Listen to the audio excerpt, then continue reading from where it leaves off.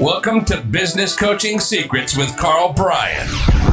If you want to attract new high-end coaching clients, fill live events, and build a wildly profitable coaching practice where business owners pay, stay, and refer, you've come to the right place.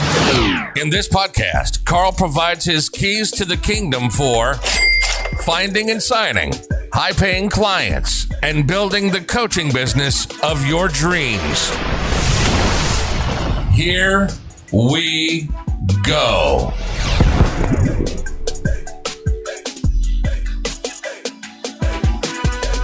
Well, hello, everybody, and welcome to another episode of Business Coaching Secrets. It is your main man. Well, not the main, the second main man, the road dog, along with the big man, the big shoots, the big wizard when it comes to all things business coaching, business mastery, the one and only King Karl.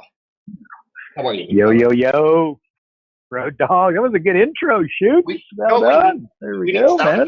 I need like the Karl Bryan. I need some of that. That's a good. Makes it look like we have a studio. We have a studio audience over there today. That's good. Well done. Next level. Socially distanced for your pleasure. All right, shoot. Let's do this. What do we got? All right. Hit me. Number one.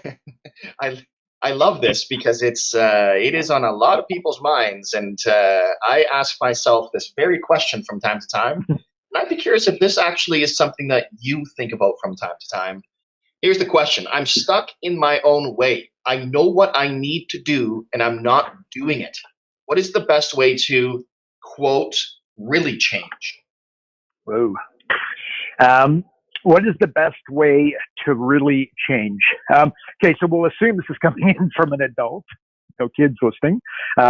Look, change in adults comes from massive trauma, right? And then I think people spend an inordinate amount of time trying to avoid pain, right? And not really realizing this is where a lot of positive change is going to come from, but if you don't allow it in, you spend all your time being fearful. What are you going to do, right? You're clearly not embracing it. You're doing the polar opposite. We talked about this before, but you give me a room of 100 people and I say, put up your hand if you love surprises. And of course, all the hands go up, right? And it's like, well, bull crap. You want the surprises that you want are the ones that you want, but the surprises that you don't want are what you call problems, right? And of course, again, you try to avoid them. Very recently, I lost my second mom.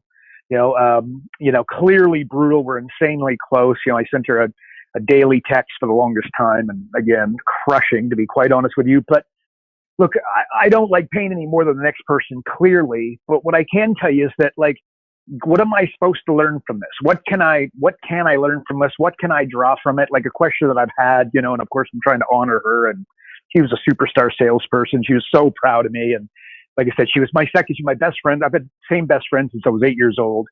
And, so this is his mom, but she really, took me in. And again, anybody who knows us, you'd never know that we weren't flesh and blood, put it that way. Right.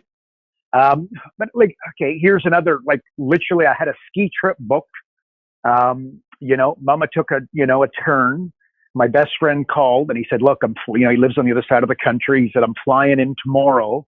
But we were kind of back and forth, and we kind of had this picture of this is about a 2-week, thing, right? Where she wasn't really responsive anymore. And if you had a conversation with her, it would be one way. But I had just been there a couple of weeks ago where I spent a lot of time just, her and I really got to tell her some things face to face that she had already heard, but I got it. The bottom line is that, look, I went on the ski trip. I asked myself, what would mama want? In fact, my best friend asked me that question as well. He's like, look, what would mama want you to do? It's she wants you to go skiing and then get your butt here on Monday. Well, lo and behold, Saturday night, I got the phone call, and very easy to be kicking myself at this particular moment in time, which I am doing. But at the same time, you know what, where I'm trying to go with this, and I hope that it's helpful, but the process that I took to get on that ski trip, which is asking myself, but what would mama want me to do? And clearly this is someone who's, looking out for my best interests, and what she really wants is for me to be happy and have my best life, live my best life, etc. That's what she would have done. And again, it's freaking heartbreaking. And So it's devastating, clearly, but I'm not going to beat myself up over it. I am, I am choosing to say that I'm just going to continue to follow that same process, and I think that it's going to serve me, very, very well. So I don't know if you're kind of getting that, but look, let's go to business owners. You sit down with some self-made, millionaires, like legit self-made millionaires. Remember, it's easy to make it, hard to keep it. You can get lucky and make it. You can't get lucky and keep it. So the guys that have managed to keep it and really made it, I mean, they have got bankruptcies in their past. They have got an absolute minimum, some, horrific business experiences. So the difference is what changes did they make? What questions did they ask while they were going through it? What processes did they then create? What was the approach, right? They like embracing the pain, as hard as it is, just embracing it. Just accepting that this is what's going to make you stronger. This is what's going to help you get to where you need to get to. That's what I'm trying to get at here, Road Dog, is that embracing the pain, is going to be a good thing. Like when you were building the company that fell over, did you build it properly? Did you have it strong? Like, did you put the team in place that you needed, right? You got to go to an ugly place. When you go to Tony Robbins's, business coaching, you go to business coaching mastery, he takes you to an ugly place. Literally, as I Road Dog, my best friend is calling me right now. So there you go.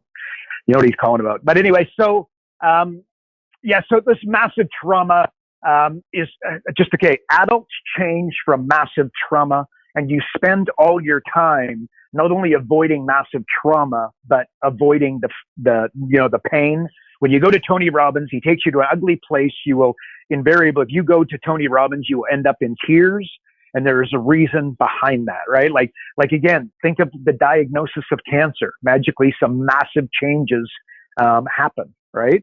So you've got to, I think I'm doing a horrific job of answering this here, Road Dog, but massive trauma is what leads to change, and people spend all their time avoiding that. Like when I'm sitting with a business owner, a lot of the time they would find themselves in tears. And not that my goal is to be, ruthless and, crush them. It's to take them to, if you keep doing this and the results to date look like that, what do you think is going to happen when you continue to make those, to make these decisions?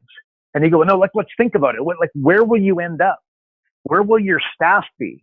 Where will your income be? Where will your bank balance be? Where will the mortgage payment be, et cetera? Take them to an ugly place. And so anyway, so in the words of Jeff Bezos, step by step, ferociously. But maybe that's what I'm going to say, man. So that's what I'm going to say, Shoots. I hope that was helpful. I think you're caught up in your moment there, my friend. So the only thing I would add to that, aside from that, is just clarity. Like I think there's so many people who are just not 100%. They're so vague in general with where they want to go. It's like, well, how are you going to get there? Like if you're not crystal clear, then it's that whole reasons come first, answers come second. As now that we're quoting Tony Robbins, right? Be very, very clear as to what you want and the reason behind why you want it. Right? 100%. Clarity is a beautiful thing. Yep, I would agree with that, Shoots. I would agree with that, man. So there you are. Anyway, so let's move along. Next question is, how would you go about creating or improving a business model for a coaching client? How would I go about creating, improving a business model? Okay. First of all, I'm going to say bloody good question. I've often, in fact, we've talked about this different. I've said this many, many a times. I know that I'll say it many times in the future. Some guys like porn. I like business models. Okay. It might be a little bit of a sickness, but don't confuse a business model with business strategy. Two completely different things.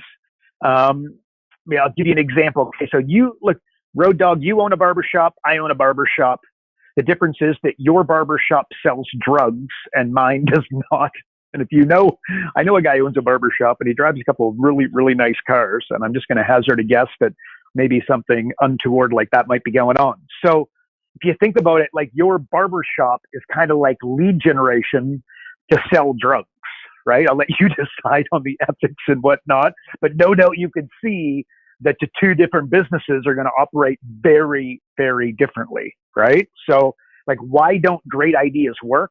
And again, it's a lack of a business model, understanding of a business model. Like, they don't have a framework to derive value, one that basically makes the business sustainable. In fact, we were talking, I can't remember if it was actually the podcast, or I think it might have been actually the pre-show.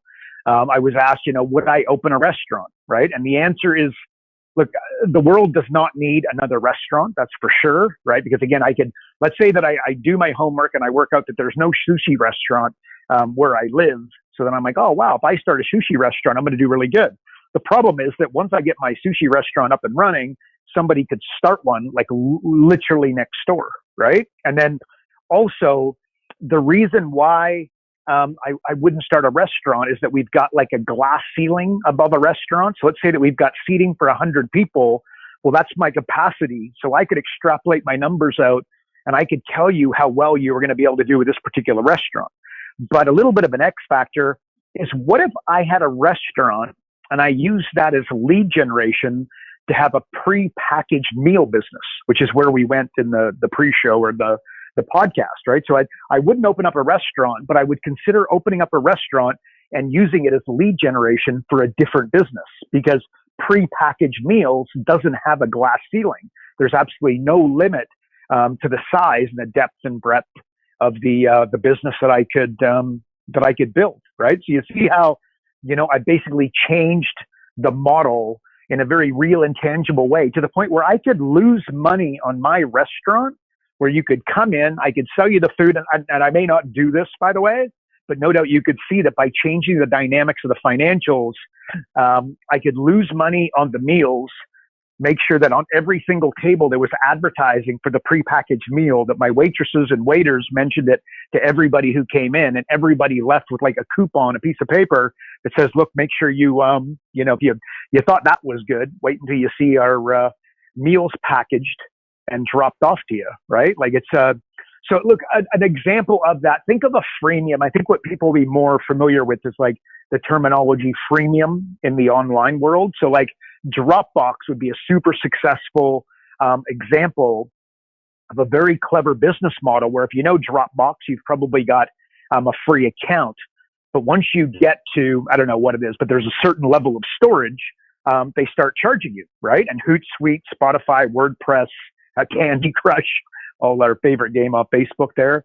Zapier is another one that we use, MailChimp, etc., right?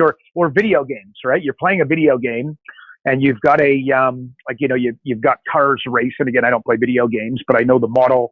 So they've got games, and then you can pay for, I don't know, pink pinstripes and cooler lights and a fairing on the back, and, cooler wheels, cooler rims, etc. Well, this is where they make the money. And I know this for a fact, that the video games make more money off the aesthetics, right? Like the pink pinstripe kind of equivalent, the trinkets, than they do on actually making the car functional and fast, right? So basically people want to make these cars look really, really, really, really cool, not just be functional. And logically, if you had a car racing game, I would think that where you're going to make the money is on, basically making these cars more functional and these cars faster, right? But anyway, so that's an example, right? But think about Dropbox for a minute. So Dropbox is a tech company, right? And then they make, like, that's a non-tech innovation that made the biggest difference, right? So it's not, Dropbox is like an IT company, but basically what they did is they, the business model improvement and adjustment has made the biggest impact on the business, right? So like innovation around business model versus something like, I think if you were thinking about Dropbox and then really changing the game, your mind might logically go to like artificial intelligence, right? And then I would say that, well, let's have a look at, let's have a look at the business model and make sure that we're deriving income. So, and by the way, both would be better. If you went artificial intelligence with a crushing business model, that would be the better place to go. But maybe, okay, so you're thinking, okay, cool, that's kind of making sense. Like, how would I go about, building a really killer business model or what like with the questions. There's about a 4-step process that I would follow. Number one would be, how do we make money, derive value? How do we put money in the cash register?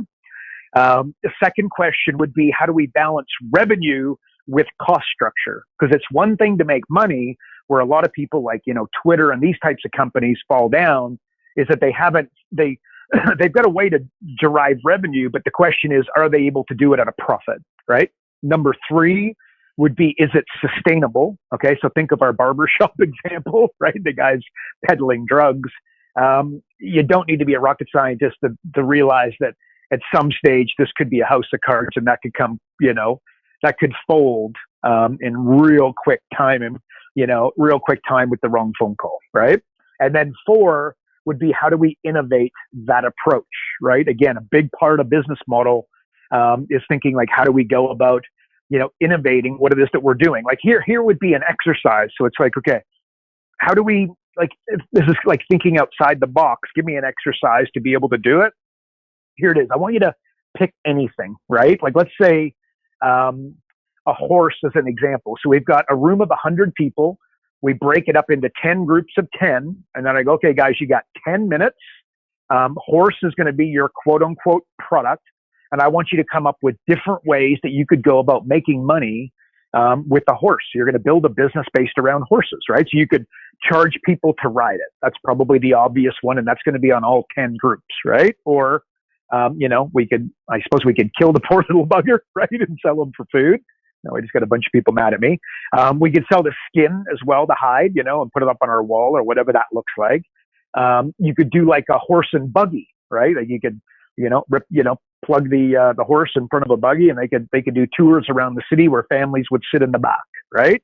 Which could be super enjoyable, super slow, not a quick way of getting from point A to point B, but it could be super enjoyable, right? You could sell accessories like what do you put on horses, like saddles, and I'm not a great horseback rider, but saddles, horseshoes, that kind of thing, right? You could sell the horse as a pet. And of course, you probably want to have, you wouldn't go to the ghetto to sell a horse. You'd go to an affluent kind of area, right? Understanding your targeted audience. You could get them, pregnant and basically sell the babies. You could use them as a unique courier. Maybe you could have a courier business, and instead of using people on bicycles, you're going to use horses that are going to run around, and we'll assume that you live in a small town. That might be a horrific idea. That might be a really unique one. But again, you'd be charging significantly more for this courier service. But for whatever reason, that might be a little bit more unique. That might be cool, right? Or maybe you're going to go to school and you could become a horse vet. You could sell sculptures of horses, right? You could race them. You could build yourself a horse track. You could bet on the horses. You could rent these bad boys out, and you could put them in retail shops. You get the idea. All of a sudden, what I really want you to do is kind of matrix this thing. You're going to take a horse, but more to the point, you've got a chiropractic business. You are a business coach. If you're a business coach and you've got yourself 10 clients, if you matrix it the way I just did, one of the things that your clients probably want to learn is social media. Okay, well, you could go hire somebody who understands social media at a high level.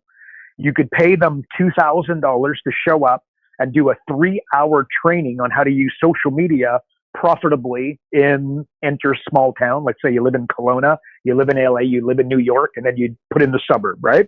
So how to use social media effectively in Kelowna.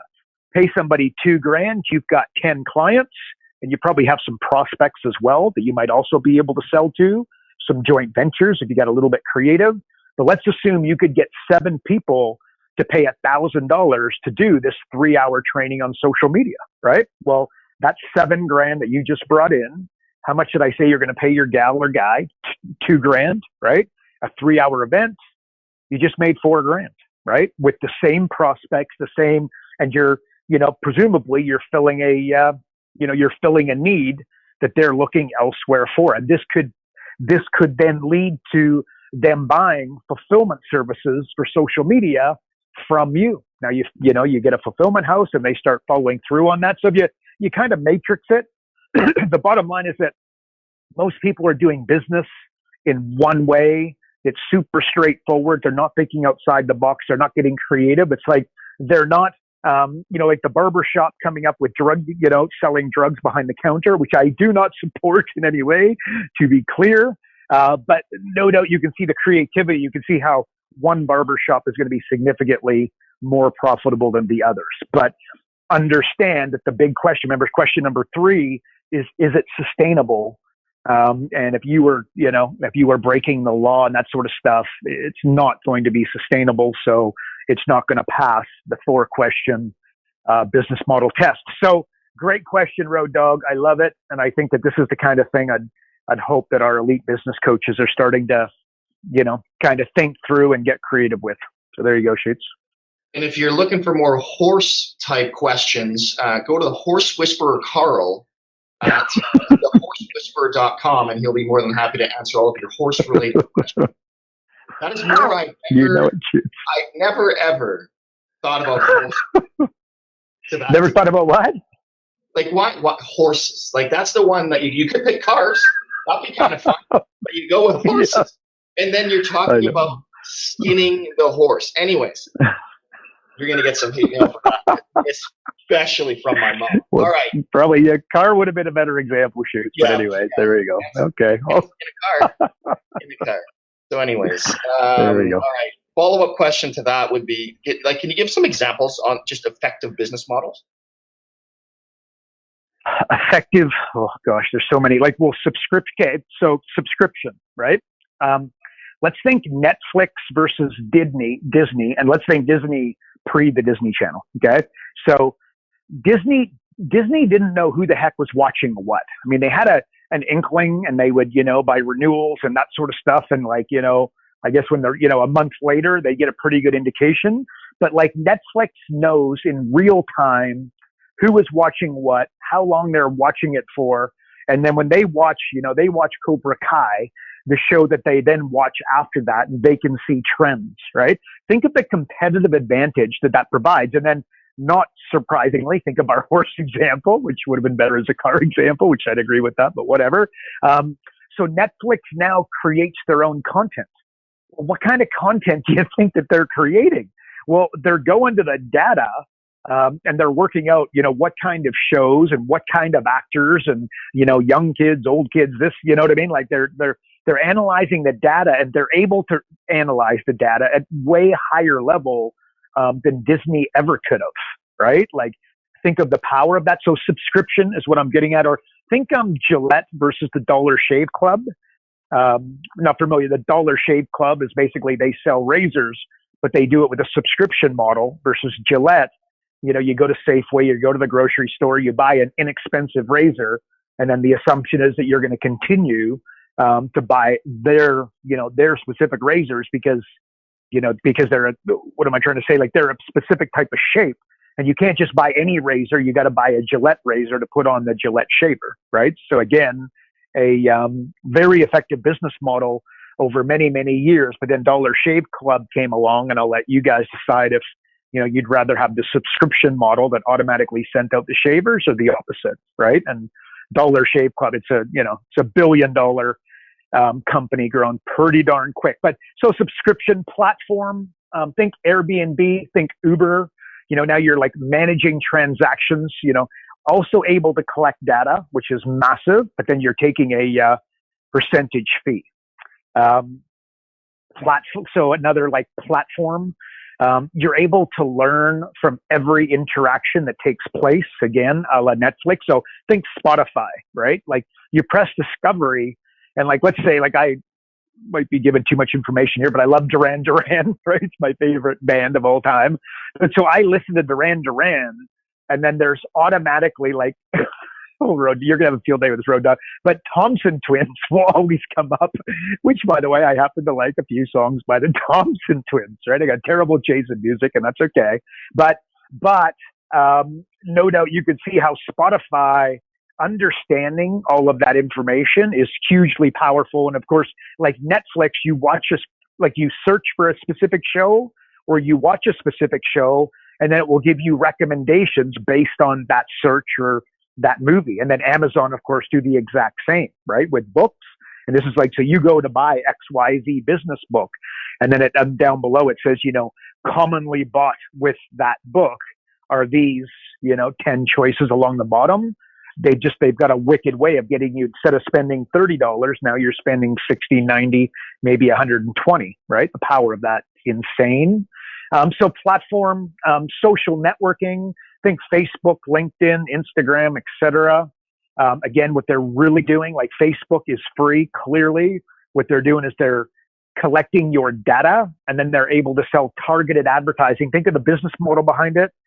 Facebook is totally free, costs hundreds of millions of dollars to get that bad boy up and functioning, and all the, the magic behind the machine that makes it all work with, tagging photos and everything else, right?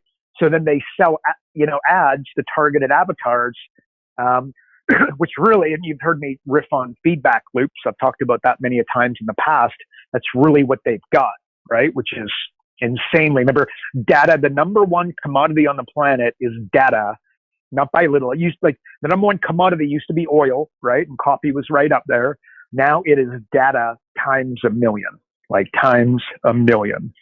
I don't know, social causes, maybe, Tom shoes would be an example of that, where if you buy a pair of Tom shoes, they then give a pair away to somebody in need. Retailing would be like think Costco and Walmart, right? They eliminated, shelves, carpet, chandeliers, basically gave you like a warehouse feel, but then they gave you a cheaper experience as a result of you foregoing, carpet and, cool aesthetics. And they weren't exactly sure what would happen, but managed to do very, very well. And then Walmart took it one step further, where they only went to rural areas that were totally ignored by the big dogs at the time, like Sears and Kmart, who were the top dogs that they were trying to knock over. They're going to to markets and areas where, they weren't, right? So again, like retailing, that's a pretty obvious one. If you want to make retailing work in this day and age, with the internet and whatnot, what you got to think about is you'd have to create an experience. If you don't create an experience, you're not going to do very well. What I mean by that is, if you had a hockey shop, having a hockey rink in the middle of it, where the kids could go and they could, test the goalie equipment and test the sticks and shoot the pucks, and try, like, hockey sticks have got different lies, 4, 5, and 6. So the little, what I mean? So basically you're using different lies, and they could get a feel for, what the different flex in the stick means. Or, you sold skateboards to have a half pipe or something that they could ride the skateboards in the middle, which changes the insurance, by the way, talking about, you got to be careful there. But anyway, for that, you want to create an experience.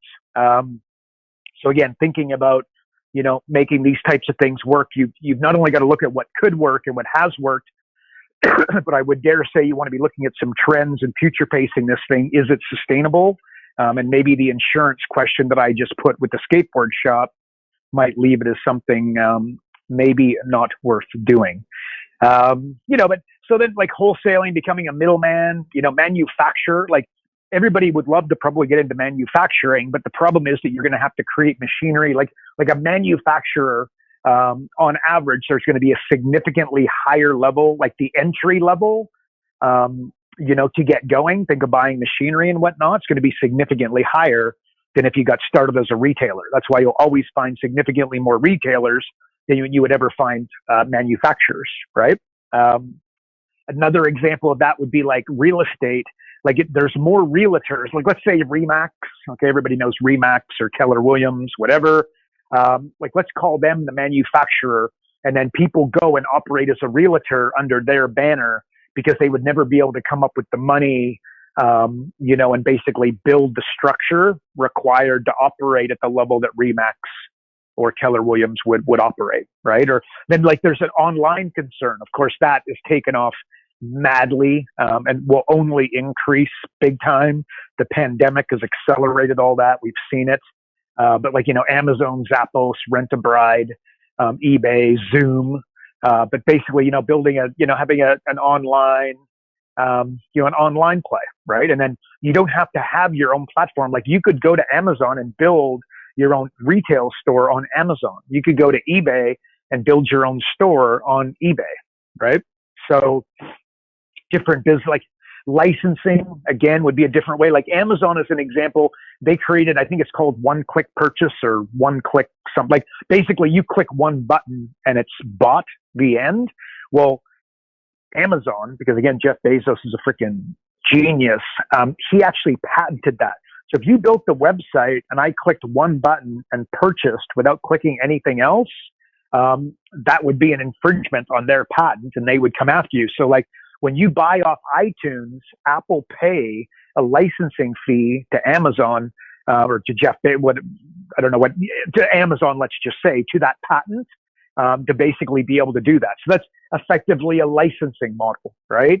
You know, of course, franchising, everybody on this, listening to this would have some understanding of franchising. Think McDonald's, 1-800-GOT-JUNK, what have you. If you really think like a good franchise, like a chiropractor will never franchise because there's 5 or 6 years of school in the way, or a dentist will never franchise successfully because there's 8 years of school in the way. Okay. So if you think about a franchisable model, think about like an 18 to 21-year-old will have to be able to do the fulfillment of the task.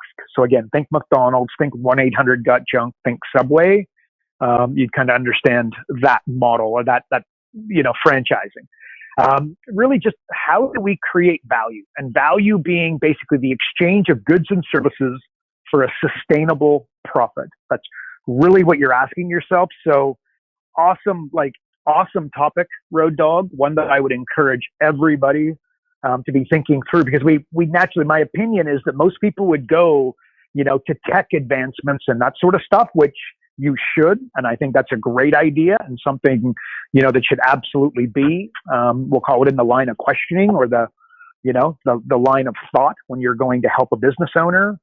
But really, you know, also going to the business model, because that's where some real magic can happen. And just think of the barber might be the best example, might be a horrific example, but no doubt you could very clearly see the difference in the two. Just imagine if Facebook charged you a single penny to get onto the website, and their logic, you know, when Zuckerberg thought of it, he thought, well, no, we have to have people pay, because if they don't pay, they won't appreciate it, they won't use it.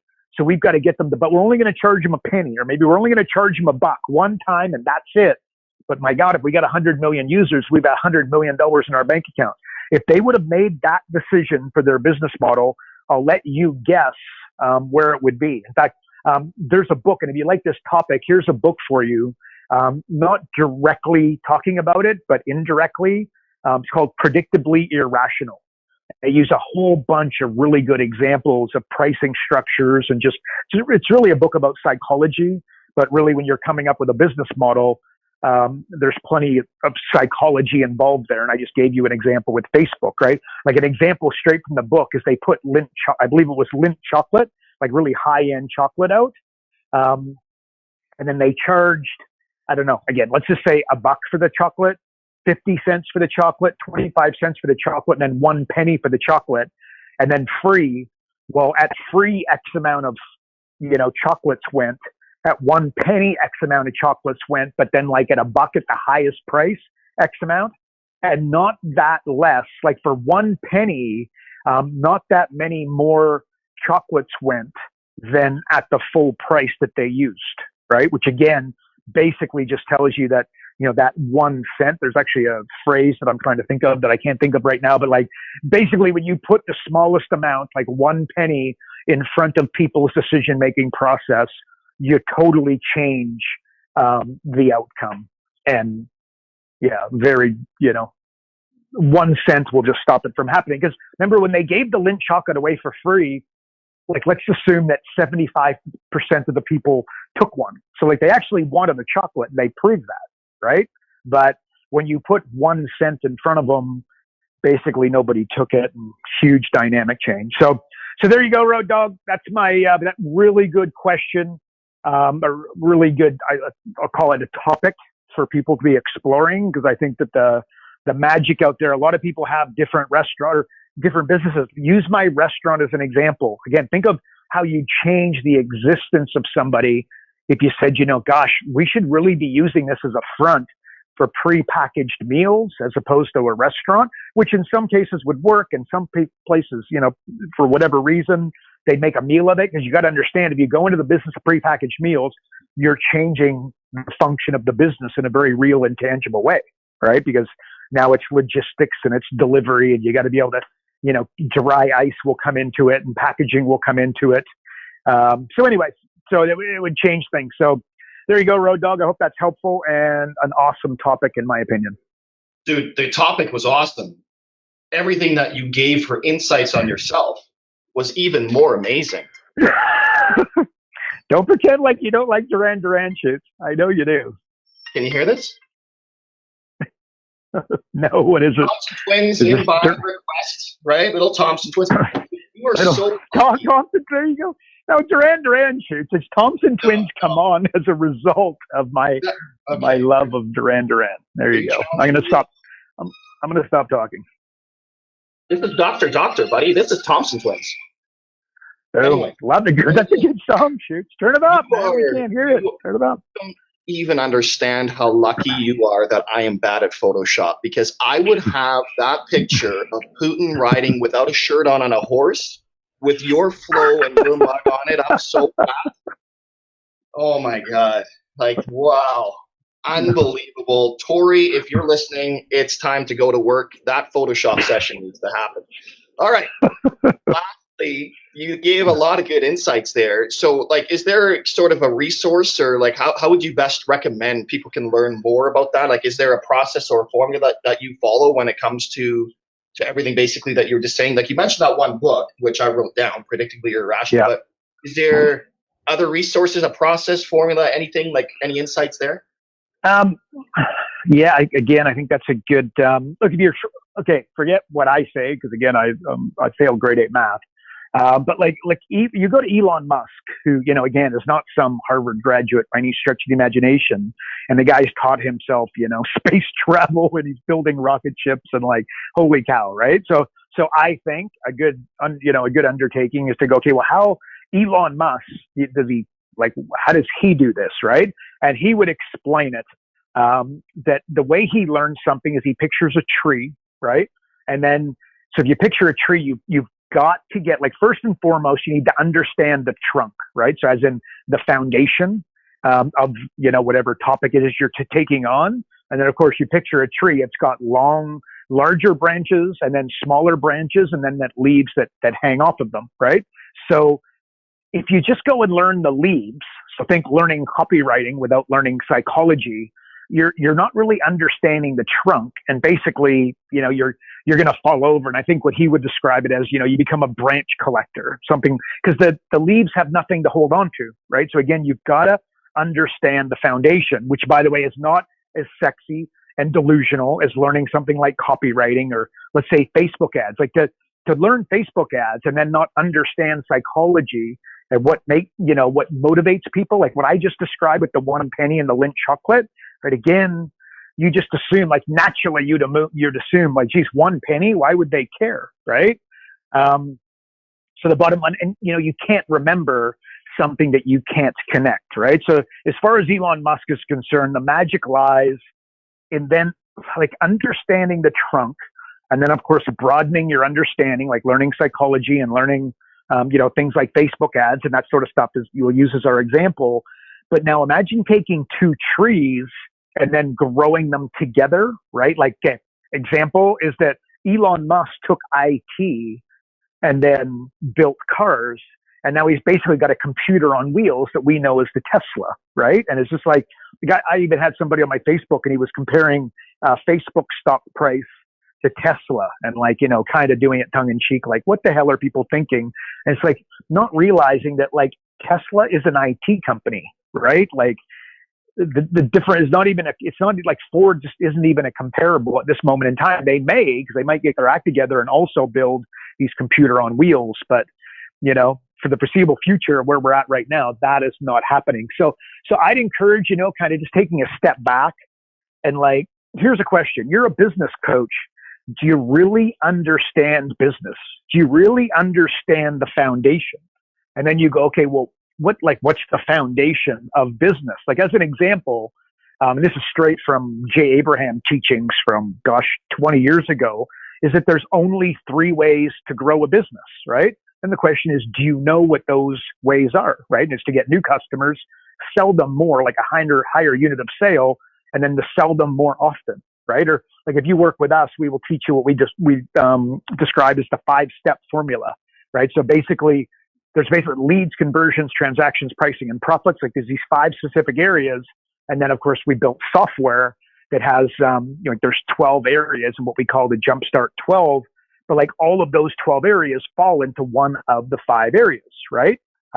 So do you really, like, by understanding that you're going to work with the chiropractor, the restaurant, what have you, by really understanding that there's only 3 ways to grow the business, no doubt you could see how that would make your life a lot easier. So every time you come up with a new idea, like a new train of thought, go down a rabbit hole, it's like, well, which one of these 3 does it fall into?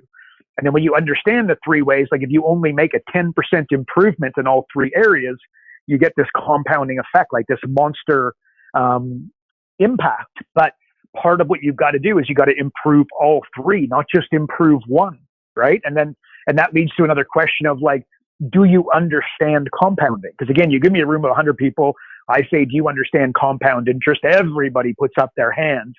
But I press them and I ask them about it. And really the acid test is, do you have compound interest working in your favor right now?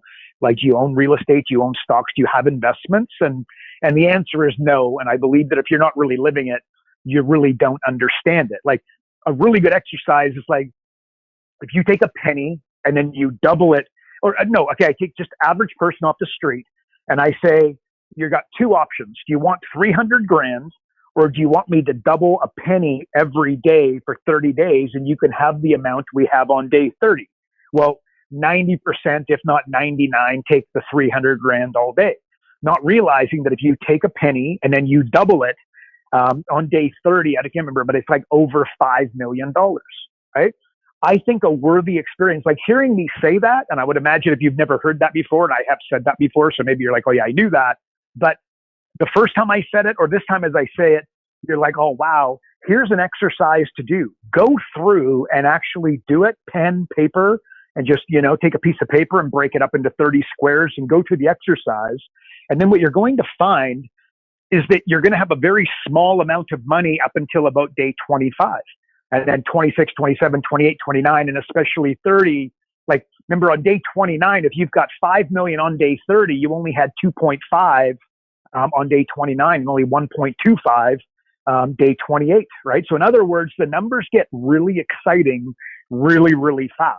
Well, the same thing happens, I think, in this question, right? Like about learning, I believe, and what I have experienced in the entire foundation of my daily email, the one coaching thing, was that's what I try to do every single day, rather than try and conquer the world and build a spaceship or whatever. Every single day, I just try to teach myself one new thing, knowing full well, because I really legitimately understand compounding and I've experienced it in my own world and I've seen other people experience it in the boats and the cars and the houses they then get to afford and buy with cash money. Because I understand it. I knew that the same thing's going to happen with, learning.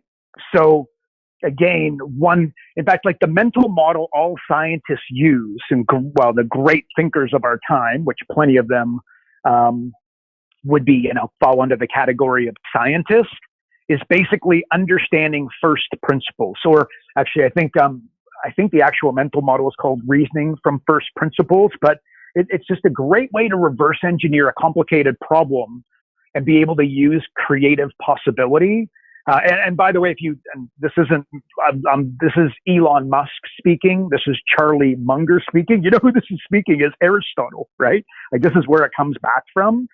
So like understanding first principles, again, thinking of the trunk of the tree being first principles, right? So like, let's say that you're a writer, right? Like I write a daily email and I can tell you can see this. If you go to my daily email, and all you need to do is go to my website or just search my name and go day 1, day 2, day 3.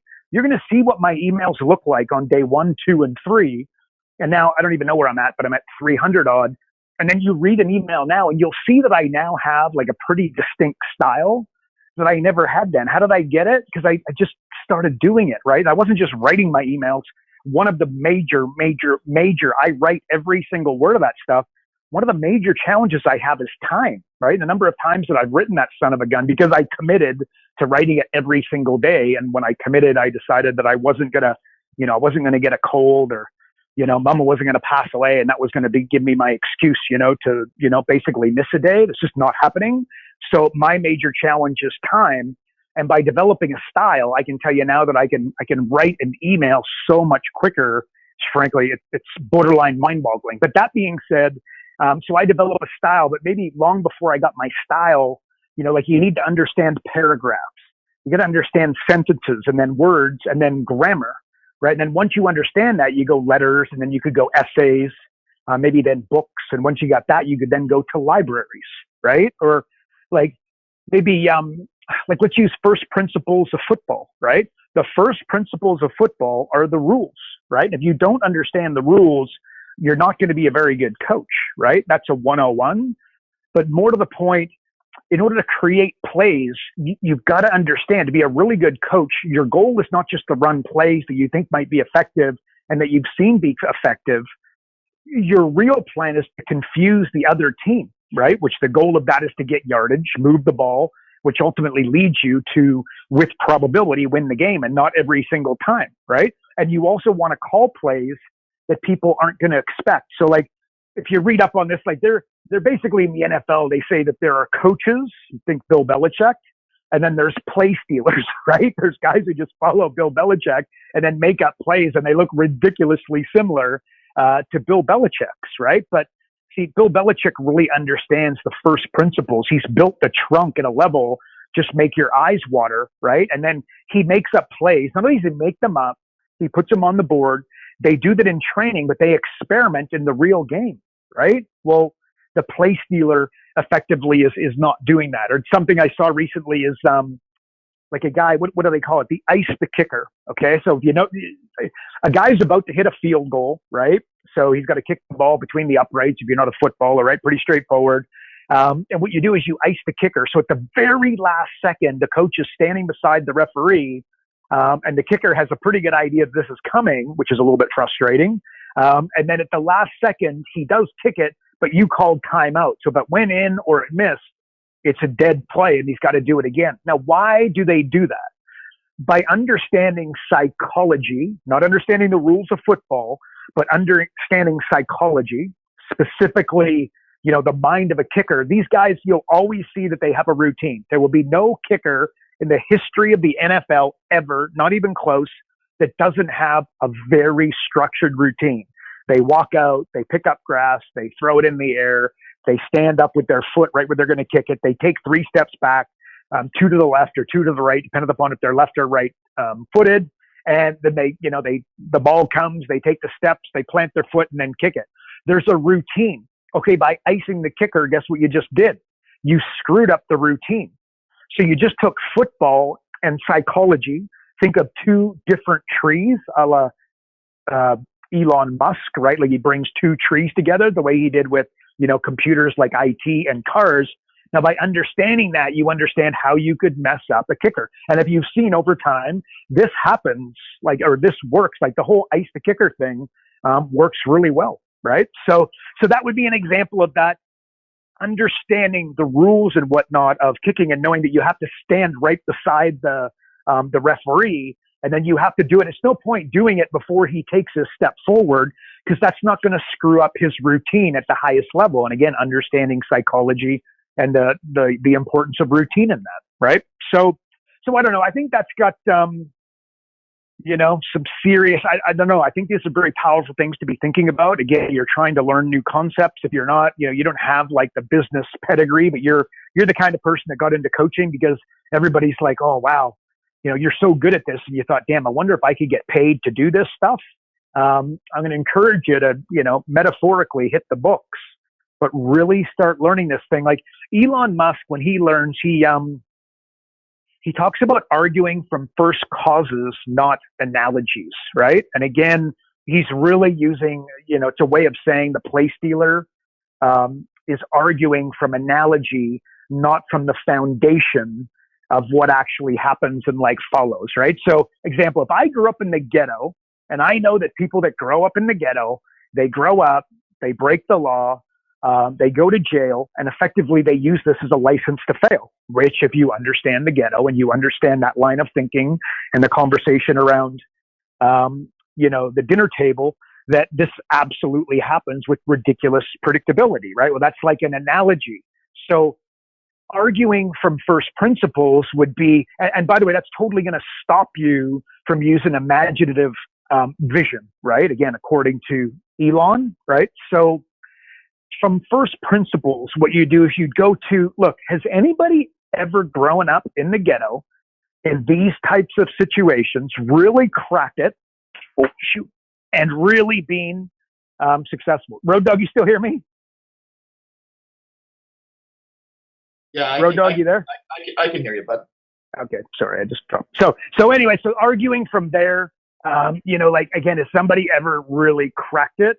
And you can find all kinds of examples, but the problem is there are far less of them, and you've actually got to look, right? Like, again, that's going to first principles. You're not just going to the norm. You're not just going to the analogy, to the automatic, right? So that line of thinking, right? Again, you just look at Elon Musk, and some people love him and some people hate him, which again, I think is completely irrelevant, right? To look at Hitler, horrific human being who did some terrible things, but to not look at his ability to speak in public and not say, wow, that maybe if you were looking to become a public speaker that you couldn't learn something from him would be a mistake, right? My opinion. So Elon Musk, if you dislike him, don't just turn off, because again, the guy's, he's created cars that, compete and debatably are, kicking Ford's butt. Spaceships, solar city, tunnels, he's got a tunnel going from New York to LA, kind of wild.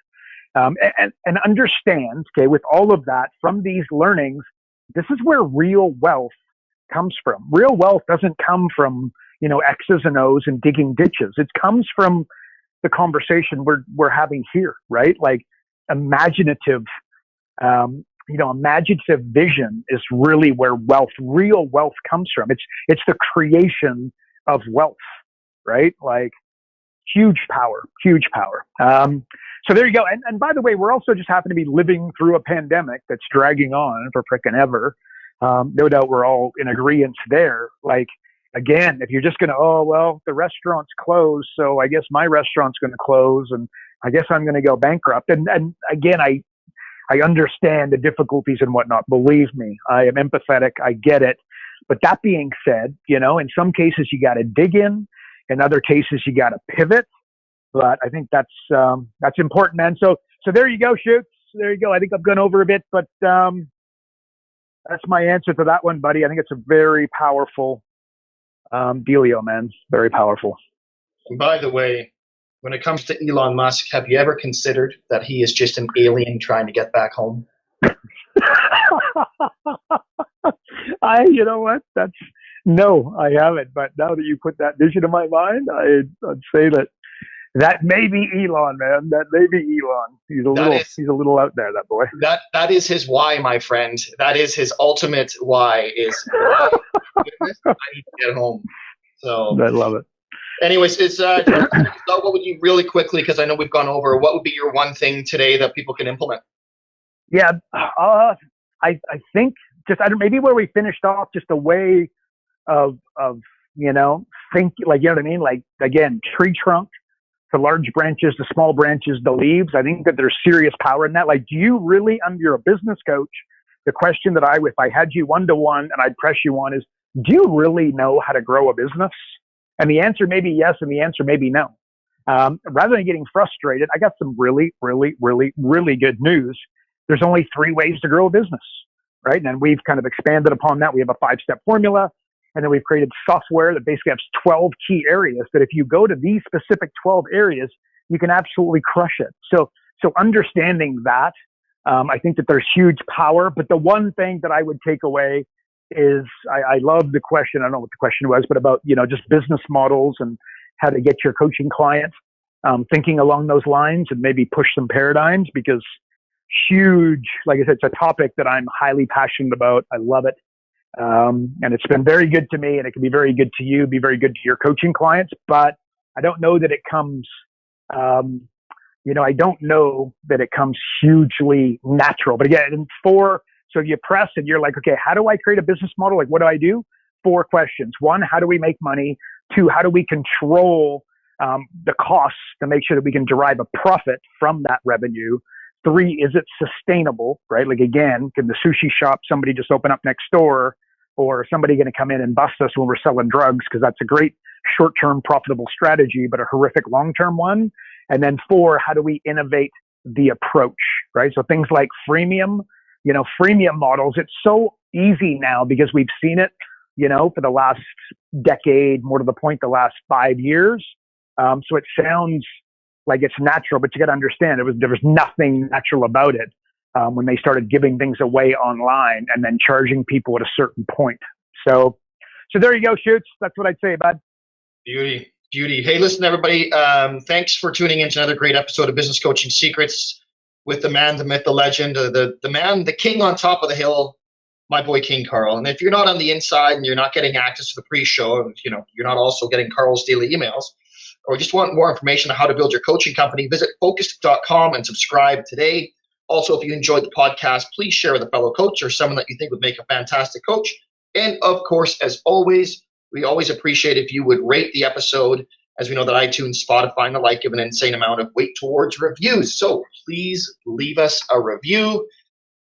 And that's it for another week. Remember, folks, progress equals happiness. Take care, everybody. Karl Bryan built Profit Acceleration Software 2.0 to train business coaches how to find any small business owner more than $100,000 in 45 minutes without them spending an extra $1 on marketing or advertising. This becomes a business coach's superpower. So as a business coach, you'll never again have to worry about working with business owners that can't afford your high-end coaching fees. Check us out at focused.com.